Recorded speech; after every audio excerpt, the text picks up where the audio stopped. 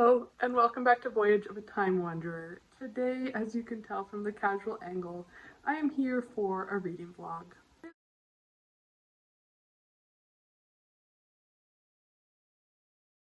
So it is the weekend of December 5th, 6th, 7th, 8th. It's the 5th right now. Tomorrow's St. Nicholas Day, and I thought it would be fun to do kind of like an Advent Christmas prep reading vlog. I have the day off today because I had some vacation days that were like expiring at the end of the year, so I have a couple random Fridays in December that I took off, today being one of them, and I'm hoping to do some kind of last minute, not truly last minute, but I like to have most of my shopping done before Advent starts, so it feels last minute to me to be in December and still have a couple things to pick up. Some last minute Christmas shopping, some kind of further decorating around the house. We have our tree up, but we don't have any decorations on it yet. And I would love to get a head start on some Christmas baking and put it in the freezer. I've never done like advanced Christmas baking into the freezer, but I know lots of people who do every year, and it lets them have kind of a greater variety of cookies and treats. And so I'd like to start making one or two treats this weekend that I know for sure freeze well, so that when it's closer to Christmas I already have a few of our favorite or new to us favorite treats ready to go. So I have about 3 hours before I have to pick my husband up from work, and so I think I'm going to head out on some errands right now. I need to drop off a package at the post office. I need to take this stack of books into my local used bookstore and see if they're interested in buying any of them, and if not, drop them off at the library for the library book sale. I need to go to the mall and do, like I said, a little bit of Christmas shopping. I'm doing one of the angel trees for the first time this year, so I have a senior angel tree tag. So I have a 94-year-old lady who wants mittens to shop for, but I'm going to pick up a couple other things at the mall. 94-year-old, it reminds me of my great aunt who passed away a couple years ago, and so I want to get her a couple things that I know my aunt would have loved, and hopefully she'll enjoy them too, like a calendar with some kittens and puppies, and maybe a magazine with the royals in them, and a nice lotion or something to add in with her mittens that she requested.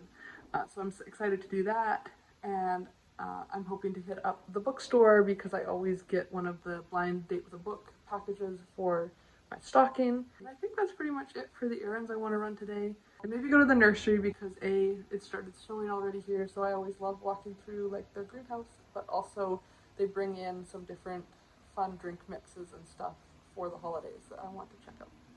So that's my plan for the afternoon in the next 3 hours, and I will bring you along on the whole weekend. I think I was going to just do a one-day reading vlog, but then I slept in and I'm not going to get everything done that I wanted to get done in the vlog. And so I think I'm going to vlog all 4 days of the weekend because I also have Monday off as like my standing flex day. And so it's a 4-day weekend for me, and I'm hoping to get lots of Christmas prep done, and I thought it would be a kind of a cozy holiday video to watch. I decided I was going to make a hot chocolate to take with me for my shopping today. I just wanted to share, I started getting this peppermint hot mocha creamer last holiday season, and it has just brought me so much joy over the Christmas period. I would always order peppermint hot chocolate from Starbucks or Tim Hortons, but it was always hard to make at home. I would try to melt a candy cane down into my hot chocolate, which sometimes worked, but sometimes would leave pieces of candy cane that didn't fully melt. And so this is so much easier, and it just makes my make-at-home drinks taste like fancy store-bought drinks.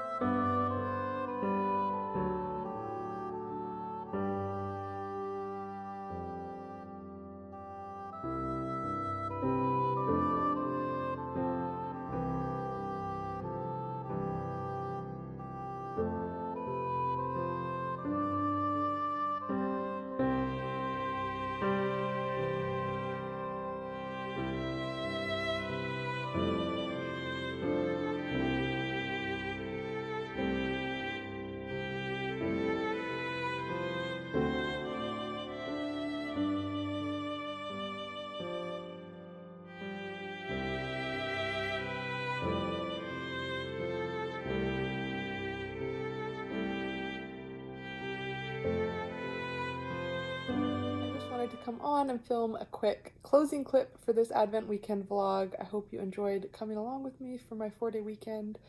I really enjoyed my couple days off and having some time to do Christmas shopping, reading, cookie baking, lots of cookie baking, and decorating my tree finally. So I actually ended up making 7 different types of cookies over the 2 days. I made peppermint bark, I made these butter bite, shortbread, sugar cookie type cookies. I made kind of homemade turtles out of pretzels and caramels.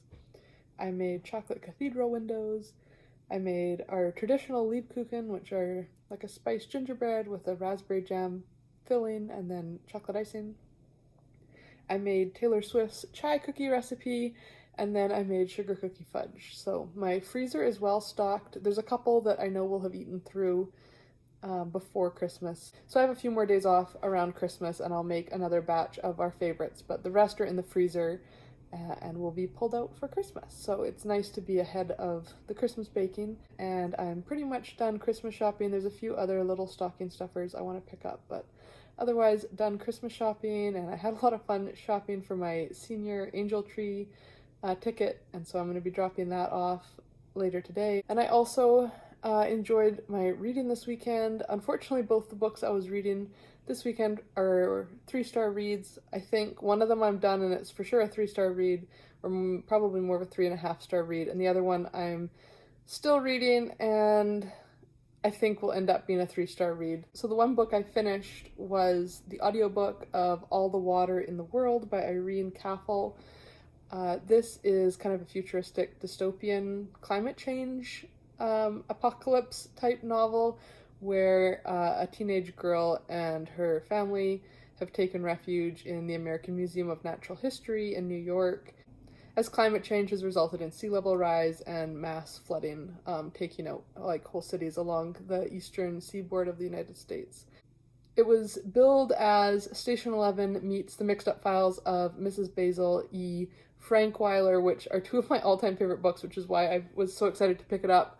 I did really enjoy the reading experience, but I just found it so similar to The Parable of the Sower by Octavia Butler, which, spoiler alert, is going to be one of my favorite books of 2025. I read it in February, I think, and that was like a 5-star standout read for me, and so I just found this one to be so similar to that it kind of diminished my enjoyment of it. But the author also has a memoir that deals with kind of some similar topics, so it also addresses climate change, marine biology, and kidney disease, which are like 3 topics that sound random but were kind of major plot points in All the Water in the World, and so her memoir is kind of more of a personal look at that. And I did enjoy her writing style, so I think I would enjoy picking up her memoir in the new year. And then I was also reading Christmas at Sugar Plum Manor by Roseanna M. White, and this is a late Victorian, early Edwardian historical sweet romance that I had found out about last December, but the hold list was too long to get it in December, and so I waited a year to read it when it was seasonally appropriate. And I am enjoying it, but I don't think it's going to be one that I'm going to end up loving. I kind of got annoyed at the very beginning with the sugar plum references because they're talking about like literal sugared plums, which isn't what sugar plums actually were historically.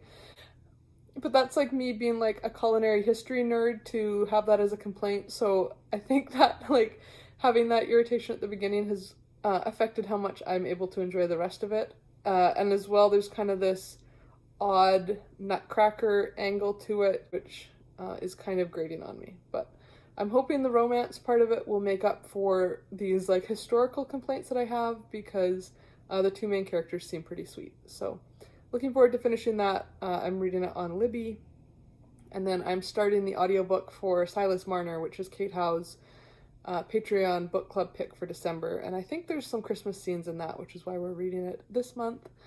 So that's kind of my next seasonal read, and I'm starting the audiobook for that today, now that I have wrapped up my last audiobook. So we'll see. This might end up being the first George Eliot that I actually finish, because I stalled out in my read of Middlemarch about halfway through, and so Silas Marner is quite a bit shorter. It's only about a 7-hour audiobook. I think it's less than 200 pages, or right around the 200-page mark.